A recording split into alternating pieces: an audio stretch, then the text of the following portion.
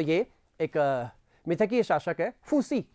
इस फूसी के साथ साथ क्या क्या चीजें आती हैं, ऐसा माना गया कि ये पहला व्यक्ति है जिसने चीनियों को क्या सिखाया, बोलना पढ़ना सिखाया। कौन कह रहा है? लेजेंड्स कह रहे हैं, अनुश्रुतियां कह रही हैं कि क्या दिखा रहा है, ये पढ़ना लिखना सिखा रहा है ये चीनियों को। अगला राजवंश जो है वो शांग राजवंश है। शांग राजवंश के बारे में जरा थोड़ा सा देखिएगा आप। ये करीब करीब 18वीं शताब्दी ईसा पूर्व से शुरू हुआ, जब इंडिया में आर्य संस्कृति शुरू हो रही थी। कि उस वक्त का इतिहास है ये देखिए शांग राजवंश। आप फिर वही चीज देखिएगा, दोनों नदियों के बीच का एरिया। बाकी चीन खाली पड़ा है, बाकी चीन अभी पत्थर में चल रहा है, और यहां ये राजवंश तरक्की कर रहे हैं। शांग राजवंश, ये आपको मैंने बताया अभी, ये क्या है? चीन की दीवार। इसके बहुत तरह के स्ट्रक्चर हैं, इसके बहुत तरह के फोटोग्राफ्स और वीडियोस सामने आते हैं, लेकिन आप यहां पर देखेंगे, जब इसको पास से देखने की कोशिश करेंगे तो आपको लगेगा ये सड़क नुमा है। आप में से अगर लोगों ने कुंभलगढ़ का फोर्ट देखा हो तो कुंभलगढ़ की जो दीवारें हैं उन दीवारों से भी इसकी तुलना की जाती है। अभी 1987 में इसको यूनेस्को ने अपने हेरिटेज में ले लिया है। आप लोगों ने सुना होगा कि अभी जयपुर के सिटी को भी, जो हमारा परकोटा का एरिया है, उसको भी यूनेस्को ने अपने हेरिटेज, कल्चरल हेरिटेज में लिया है, सांस्कृतिक विरासत सूची में लिया है। इसी तरह से ये चीन की दीवार 1987 में ये इस विरासत की सूची में सम्मिलित हो गई थी। और जैसा कि मैंने बताया कि ये मूल रूप से चिन राजवंश, वांटी नाम का एक राजा था, उसने इसका कंस्ट्रक्शन शुरू किया, और उस कंस्ट्रक्शन के साथ ऐसी दीवार दुनिया में कहीं नहीं बनी, ऐसी दीवार रोकने के लिए कहीं नहीं बनी। हम लोग, आप और हम बात करते हैं, अपना घर बनाते हैं और उसके साथ में हम बाउंड्रीज बनाते हैं। घर बनाने के लिए बाउंड्रीज है, देश बनाने के लिए। आप लोगों ने यह भी सुना होगा कि भारत और पाकिस्तान के बीच में एक जाल लगाया गया है, लेकिन सब जगह वो भी नहीं है, सब जगह वो भी नहीं है। इसलिए हमने डिमार्केशन लाइन खींचने की कोशिश की है भारत और पाकिस्तान के बीच में। चीन में कहां पे लगाए हैं? क्योंकि पूरा की पूरी पहाड़ी है। पता लगा ये पहाड़ आपके पास और ये पहाड़ हमारे पास, उन दोनों पहाड़ियों के बीच में खाई है, कहां जाके लगाएंगे?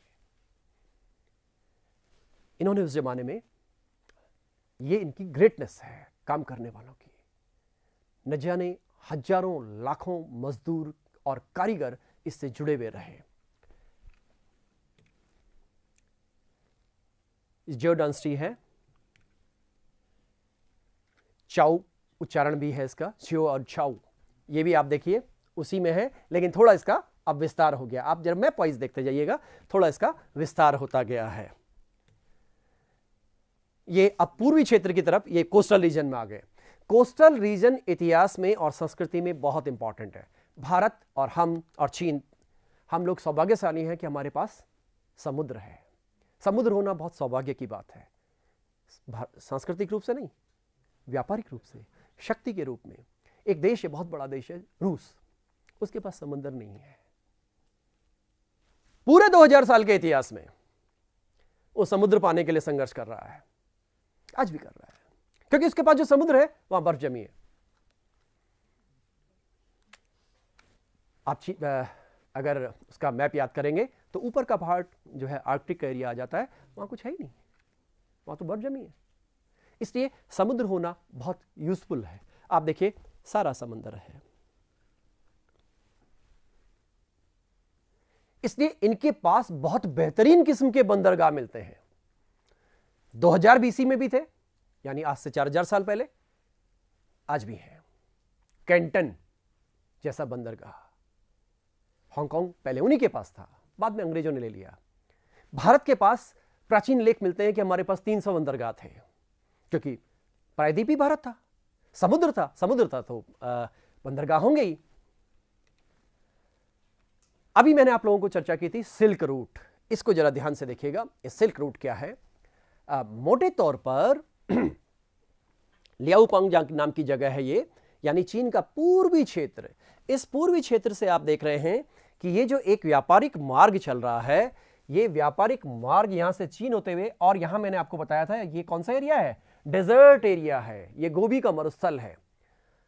आप आश्चर्य करेंगे, अगर एक व्यापारी को, एक व्यक्ति को यहां से लेकर के और यूरोप तक, कैस्पियन सागर तक की यात्रा करनी है अगर, तो उस यात्रा के दौरान उसको बहुत तरह के चेंजेस करने पड़ेंगे अपने में। यहां से चलेगा तो ये मैदानी क्षेत्र है, यहां घुड़सवारी होगी, घोड़ों से जाएगा, हाथी घोड़े, उनके यहां हाथी कम थे, घोड़े ज्यादा थे, इनसे जाएगा। जैसे ये डेजर्ट में आए, आप लोगों ने सबने सुना होगा नाम, रेगिस्तान का जहाज कौन? कैमल। और कैमल के थ्रू आप इसको क्रॉस करेंगे। यहां जैसे आएंगे, ठंडा एरिया आ गया, बहुत ठंडा एरिया है, माइनस में टेम्परेचर आ जाएगा सर्दियों में। उसके बाद जैसे आप यहां पे ये बुखारा क्रॉस करेंगे, ये कैस्पियन सी और ये सब पानी वाले एरिया आ गए, वहां उनके पास शिप्स होते थे जाने के लिए, और यहां से थ्रू ये यूरोप जाते थे। रेशम का व्यापार हुआ करता था। एक भारतीय लेखक हुए कालिदास, उन्होंने अपने ग्रंथों में एक शब्द लिखा है, चीनांशुक शब्द लिखा है, चीनांशुक। चीनांशुक का मतलब होता है चीन का कपड़ा, यानी रेशम।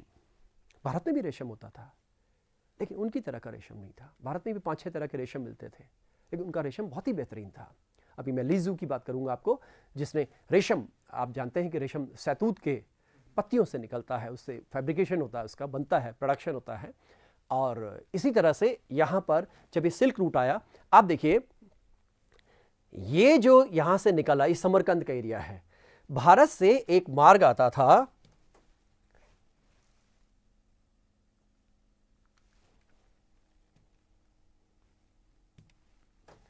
ये मार्ग ऐसे आया है,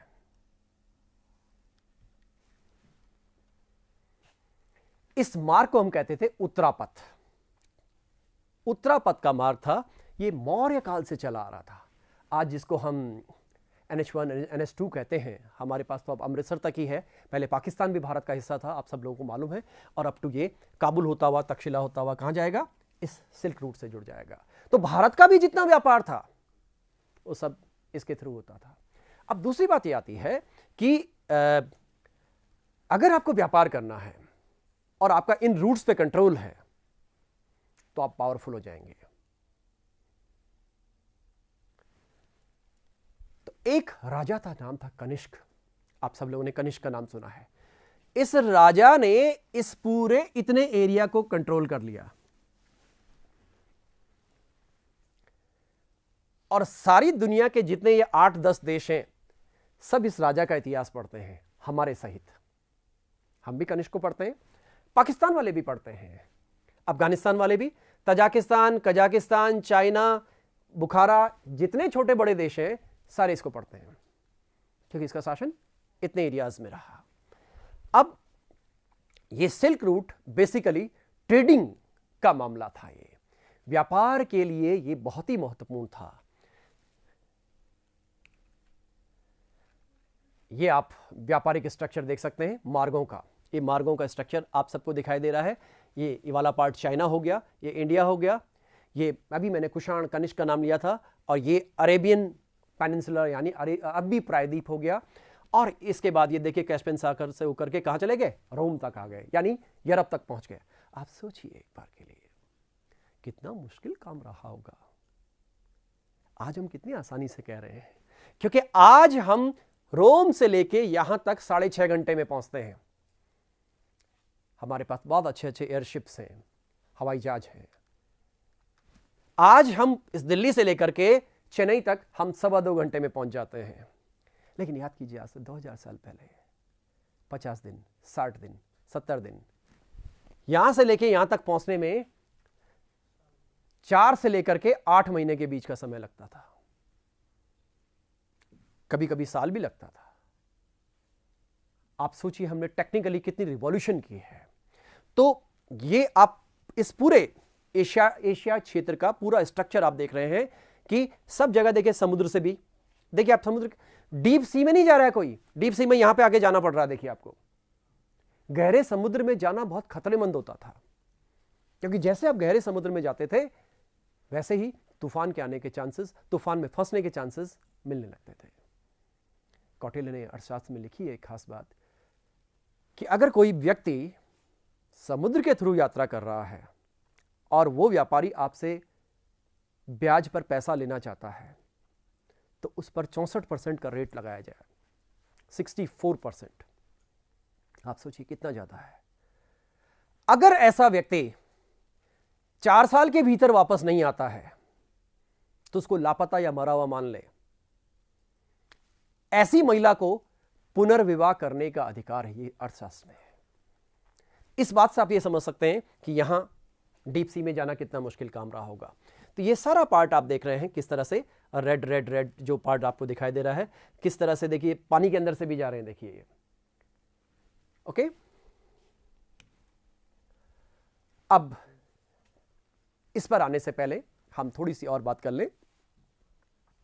जब हम चीन के इतिहास की बात करते हैं तो जैसे हम अपने भारत में बोलते हैं कि भाई भारत में जब हम संस्कृति की बात करते हैं तो वैदिक संस्कृति है, यहाँ महात्मा बुद्ध हुए, महावीर स्वामी हुए। बाद के काल में यहाँ एक इस्लामिक कल्चर आया जिसने अपना एक इंडियनाइज फॉर्म ले लिया, भारतीय रूप ले लिया जिसने।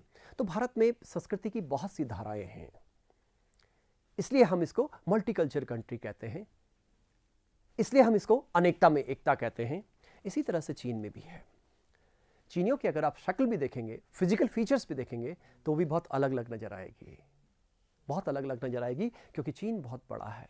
ये जिस व्यक्ति की आप शक्ल देख रहे हैं ये ज़्यादातर चीनी आपको क्योंकि ये लोग सब ईस्टर्न पार्ट से रिलेटेड हैं, इसलिए इनकी शक्ल आपको अलग से दिखाई देगी। लेकिन जो कजाकिस्तान की तरफ के हैं वो एकदम गोरे हैं, लंबे भी हैं। वहां उस एरिया में इस्लाम है आजकल। तो 2-3 धाराएं हैं संस्कृति की, दर्शन की, धर्म की। धर्म और दर्शन की 2 धाराएं डेवलप हुई। एक को हम कहते हैं कन्फ्यूशियस की धारा। जब हम चीन की बात करते हैं तो चीन में एक तो कन्फ्यूशियस की विचारधारा है और दूसरी ये ताओवाद की विचारधारा है। ताओ एक शब्द है, ये एक्चुअली लिखा तो लाओत्सु है, स्टार्टेड बाय लाओत्सु। उसको सू भी कहते हैं, उसको लाओत्सु भी कहते हैं। चाइनीज नेम है, चाइनीज नेम में कई जगह आपको प्रोनाउंसिएशन के कारण से डिफरेंस भी मिलेगा। इस ताओ का मीनिंग ये पूछा जाता है कि व्हाट इज मीनिंग ऑफ ताओ।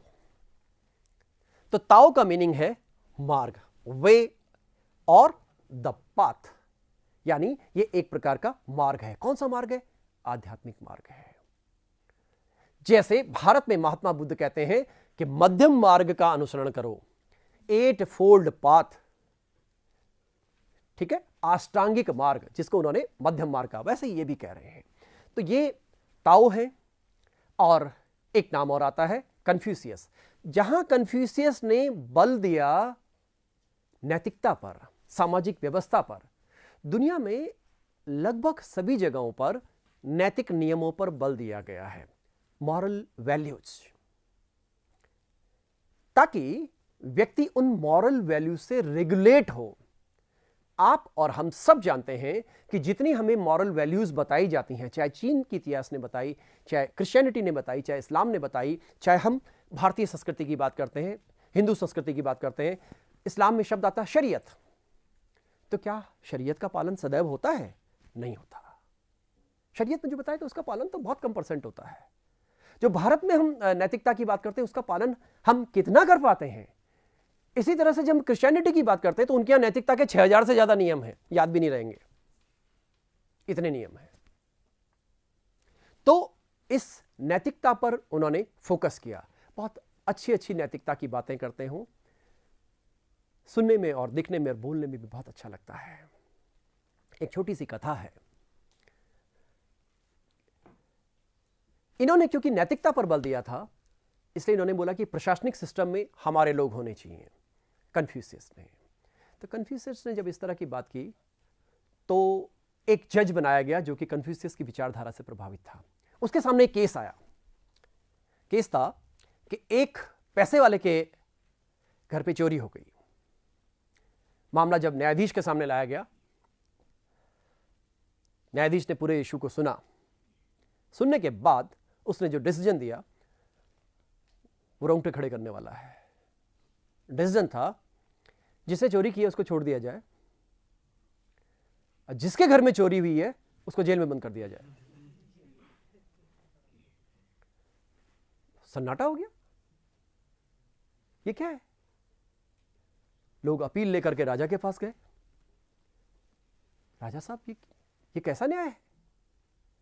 राजा ने तुरंत जज को बुलाया, क्योंकि वो कन्फ्यूशियस से प्रभावित था।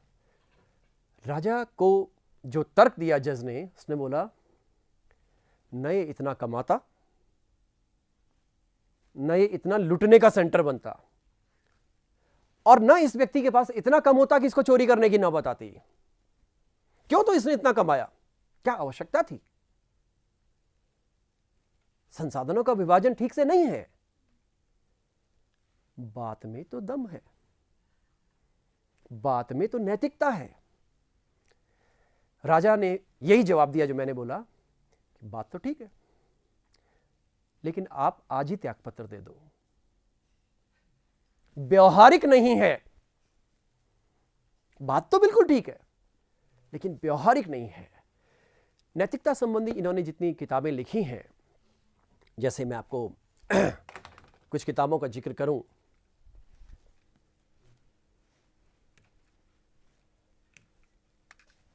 जैसे नाम आता है, मैं हिंदी में लिख देता हूं, आई चिंग,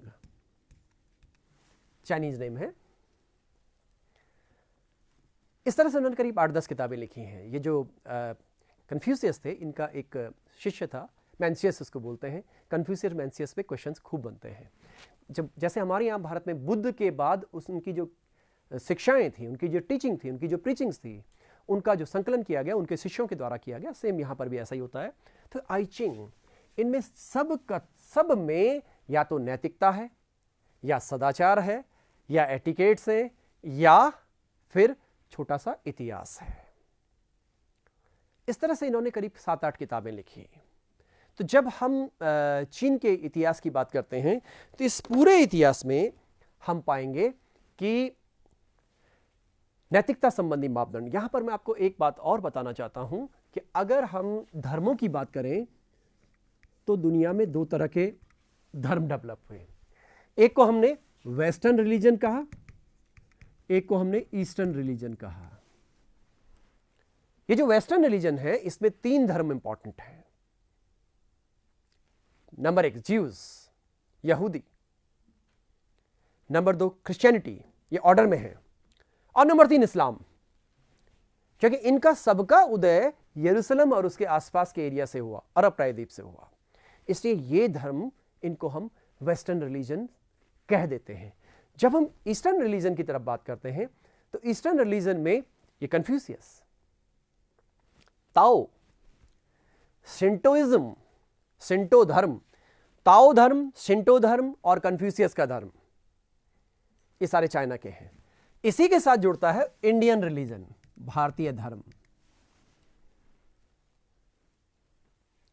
जिसमें कि आज जिसको हम हिंदू धर्म कह देते हैं, उस काल में हिंदू धर्म शब्द नहीं था, सनातन शब्द था।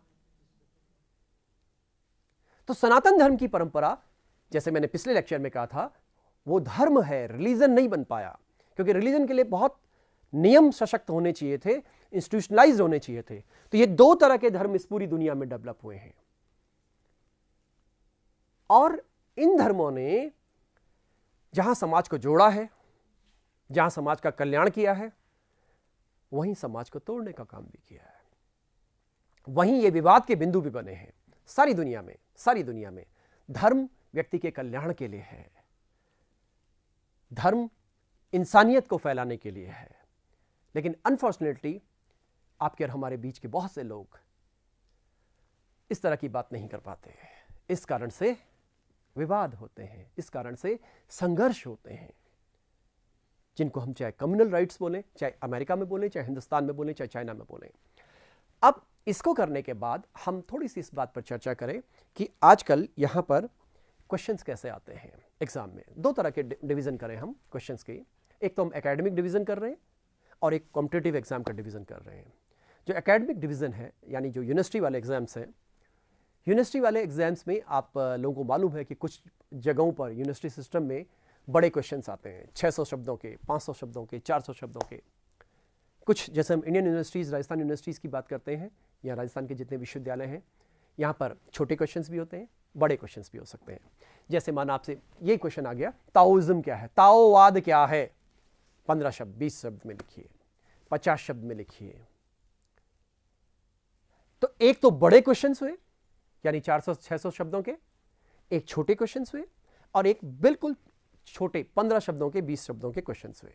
ये तो रहा एकेडमिक वर्ड।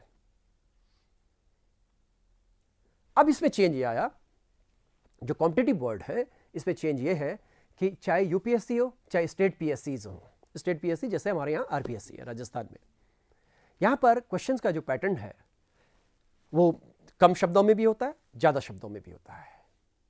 मेंस के एग्जाम में ये लिखने का होता है, 15 शब्द, 50 शब्द, 100 शब्द, 200 शब्द, इस तरह से होता है।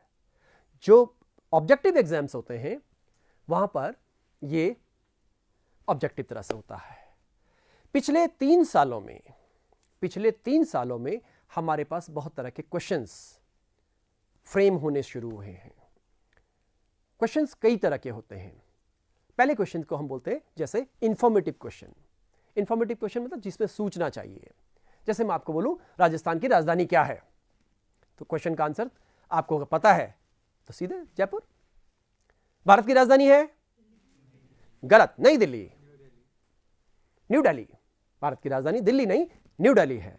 ये एक ऐसी चीजें हैं जो सेकंड्स में आंसर आते हैं। लेकिन अब आजकल, क्योंकि आप लोगों ने सुना होगा पिछले 6-7 साल में यूपीएससी ने सीसेट शुरू किया, आरपीएससी ने बहुत से बदलाव किए, इसलिए पिछले 3-4 सालों में काफी परिवर्तन आए हैं। अब एसर्शन रीजन के क्वेश्चंस आने लगे हैं, कथन कारण प्रकार के प्रश्न। अब मैप बेस्ड क्वेश्चंस आने लगे हैं, अब लॉजिकल क्वेश्चंस आने लगे हैं, अब स्टेटमेंट बेस्ड क्वेश्चन आने लगे हैं। कथन दिया है, बताइए ये कथन सत्य है या नहीं है, और इसमें से कितने कथन सत्य हैं, इसमें से कितने कथन असत्य हैं। इस तरह के जो क्वेश्चंस बन रहे हैं ये प्रश्न नए प्रकार के हैं, और ये पढ़ने के लिए अब समय आ गया है कि जो नई जनरेशन के लोग हैं उनका पढ़ने पढ़ाने का तरीका साइंटिफिक हो। अगर वो साइंटिफिक नहीं है तो आगे सफलता मिलने में प्रश्न चिन्ह लग जाएगा। तो नए पैटर्न को समझ करके हम इनके क्वेश्चंस की बात करते हैं। जैसे माना सिंपल सा एक बहुत सिंपल क्वेश्चन आया कि निम्नलिखित में से किस सभ्यता में ताओवाद का उदाहरण मिलता है या ताओवादी विचारधारा मिलती है, तो आपका आंसर सीधे चीन की सभ्यता। जैसे आपको पूछा जाए कन्फ्यूशियस किस सभ्यता से संबंधित है, ये बहुत सिंपल क्वेश्चंस हैं, तो आपने आंसर दिया चीन की सभ्यता से संबंधित है। ये इस दुनिया का एक इतिहास का एक अलग सा रूप है, और आश्चर्य भी है कि 6ठी शताब्दी ईसा पूर्व, आज से लगभग 2500 साल पहले, धरती के इन तीनों भागों में महान महान व्यक्तित्वों का जन्म हुआ सांस्कृतिक रूप से। पहला हम चीन की बात कर रहे हैं तो चीन पे चले, यानी कौन, कन्फ्यूशियस, ताओ। जब हम भारत की बात करते हैं तो यहां हमें महात्मा बुद्ध, महावीर स्वामी जैसे व्यक्तित्व दिखाई देते हैं। ये कोई व्यक्तित्व राजनीतिक नहीं है। आप देखिए इन 1500 सालों में न जाने 2000 साल, 2500 साल, 3000 साल में न जाने कितने राजा आए और चले गए, उनको हम याद नहीं कर रहे हैं, इनको याद कर रहे हैं आज की जनरेशन के हिसाब से। तीसरा पार्ट आता है ग्रीक साम्राज्य में, यानी यूरोप में, जहां पे अरस्तु हुए, सोक्रेटिस हुए, सुकरात,